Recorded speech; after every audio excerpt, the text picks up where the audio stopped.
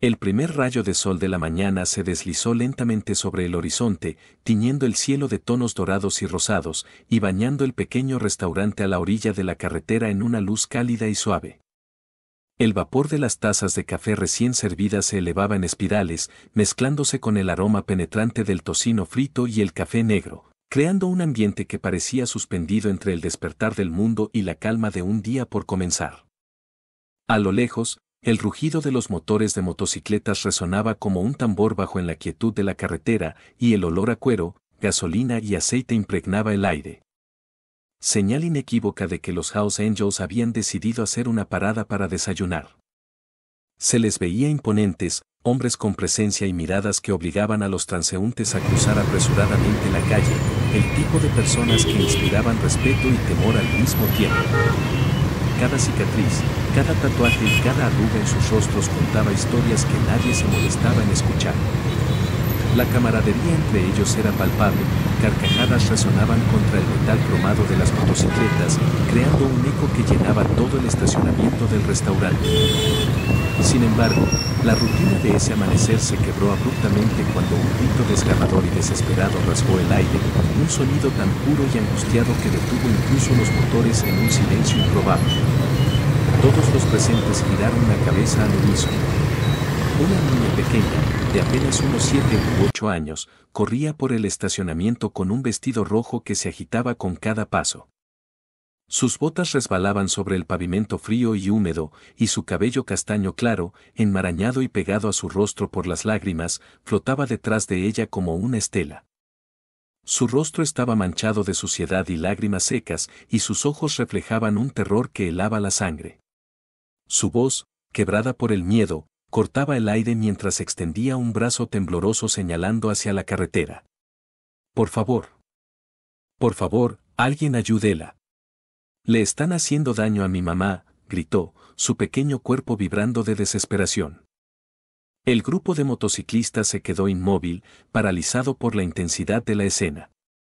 El llanto de la niña era tan real, tan crudo, que hasta el rugido de los motores pareció apagarse, como si la misma maquinaria contuviera la respiración. Algunos camioneros, absortos en sus rutinas matutinas cerca de las bombas de gasolina, se giraron lentamente, observando la escena con incredulidad, pero nadie dio un paso hacia adelante. Todos, excepto uno.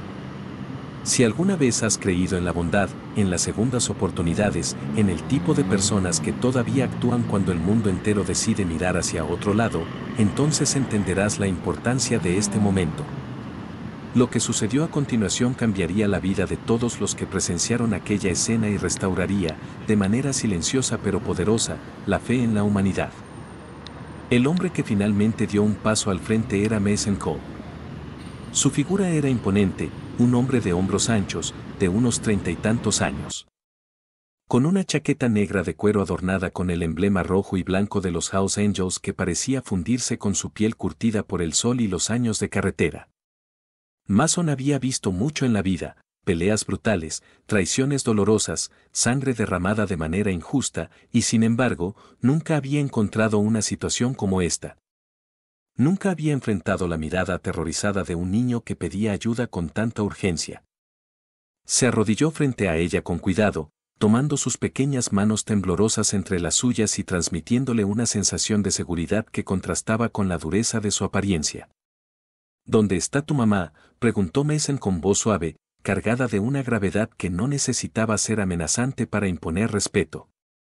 La niña, con la respiración entrecortada y las lágrimas corriendo por sus mejillas, apuntó una vez más hacia la carretera de 2 carriles, hacia un grupo de casas rodantes antiguas que se escondían parcialmente entre los árboles. Sus palabras se escapaban entre sollozos: le están pegando, por favor, ayúdenla.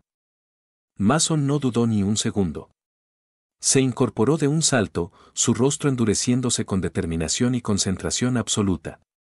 Tú quédate aquí, dijo en voz baja pero firme.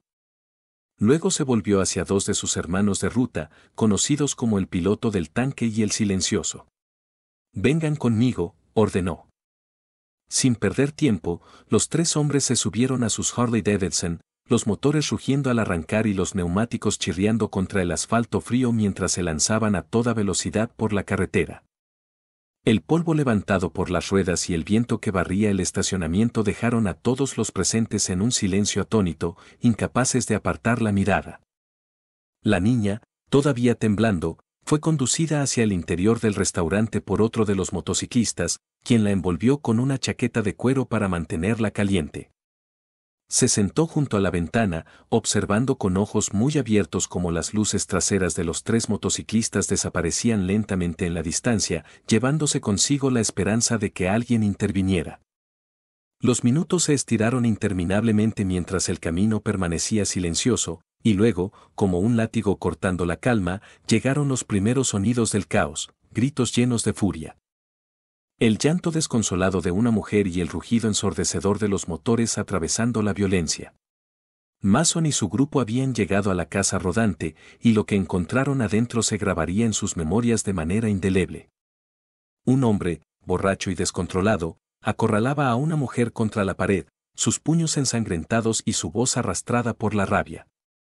La pequeña ventana, agrietada y polvorienta, dejaba filtrar un rayo de sol que iluminaba el rostro aterrorizado y magullado de la mujer.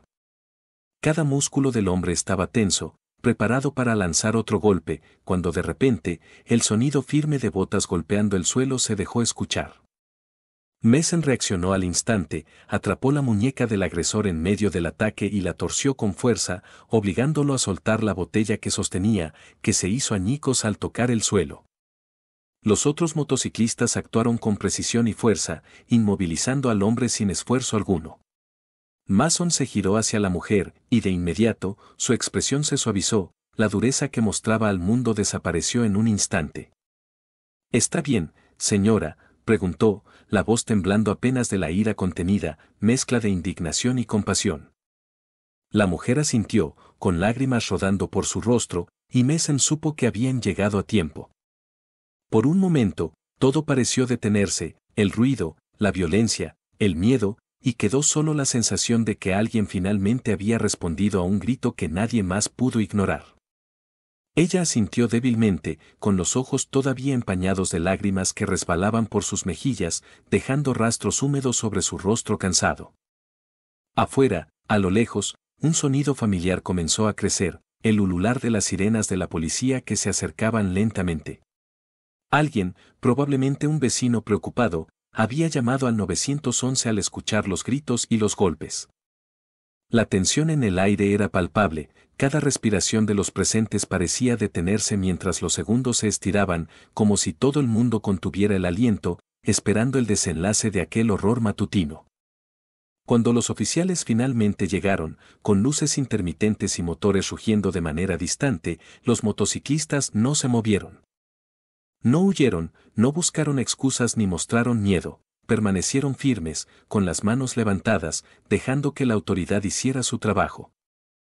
Hannah, todavía abrazada a la pierna de Mason, se sentía diminuta e insegura entre tanta fuerza bruta y mirada intimidante, pero también protegida, como si nada pudiera tocarla mientras él estuviera cerca. Carla, la madre, dio un paso adelante con voz temblorosa pero firme, explicando detalladamente todo lo que había sucedido, cómo su exnovio la había encontrado aquella mañana, borracho y furioso, y cómo ella y su hija habían estado en peligro. El hombre, que había sido su exnovio y recién salido de prisión, fue esposado con cuidado y conducido a los vehículos policiales. Mientras tanto, Mason recogió a Hannah en silencio y la llevó de vuelta a su motocicleta, envolviéndola con su chaqueta de cuero para que no sintiera frío.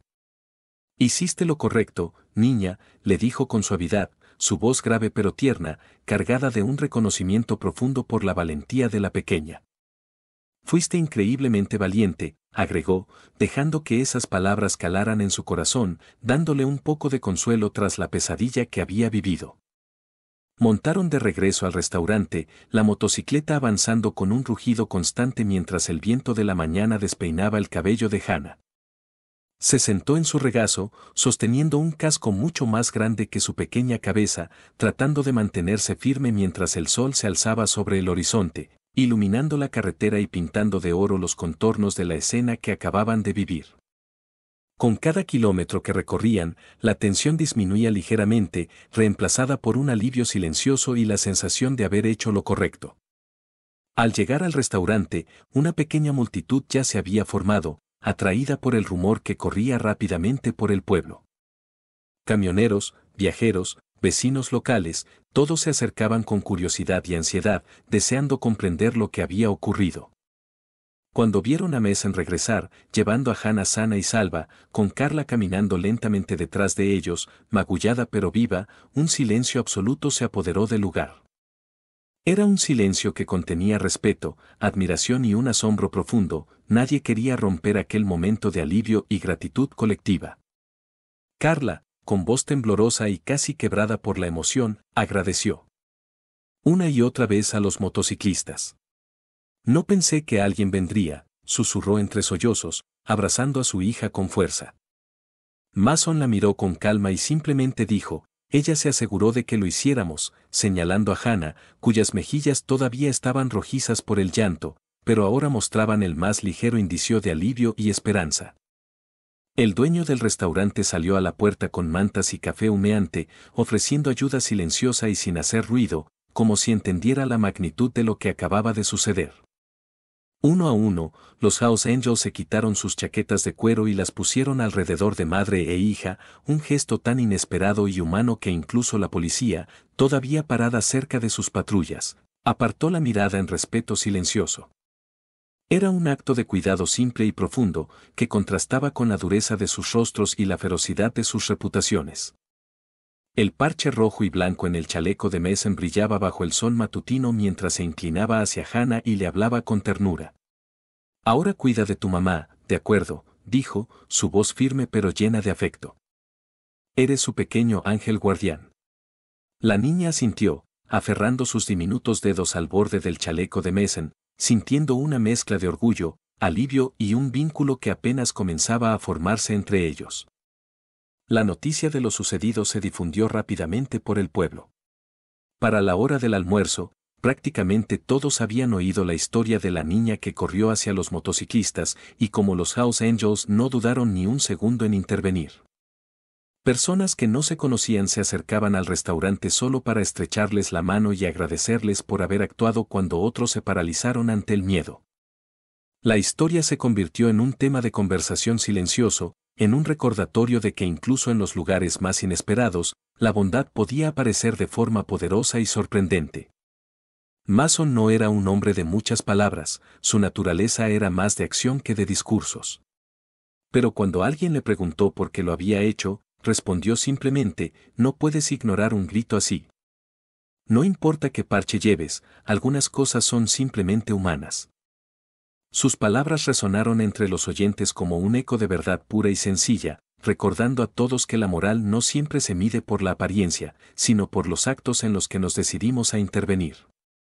En las semanas siguientes, Carla y Hannah comenzaron a reconstruir sus vidas lentamente, con la ayuda de la comunidad local. Los vecinos aportaron muebles, comida, ropa y hasta un pequeño apartamento en el pueblo para que pudieran tener un lugar seguro donde vivir. Cada gesto, por pequeño que fuera, se sumaba a un sentimiento de esperanza renovada. Y todos los domingos, un grupo de motociclistas podía verse estacionado frente al restaurante, revisando cómo estaban, trayendo víveres, conversando con ellos o simplemente sentándose en silencio, con un café en la mano. Mientras la risa de Hannah llenaba el lugar y los recordaba a todos por qué valía la pena actuar. Meses después, cuando el sol primaveral regresó y la escarcha invernal desapareció, Hannah tomó sus crayones y dibujó una escena que guardaba en su corazón, una fila de motocicletas relucientes bajo el sol. Una niña vestida de rojo y un hombre arrodillado frente a ella, ofreciéndole su ayuda y su protección. Corrió hacia Mason una mañana, llevándole el dibujo con una sonrisa orgullosa en su rostro. Estos somos nosotros, dijo, con la inocencia y el entusiasmo de quien sabe que ha vivido algo extraordinario.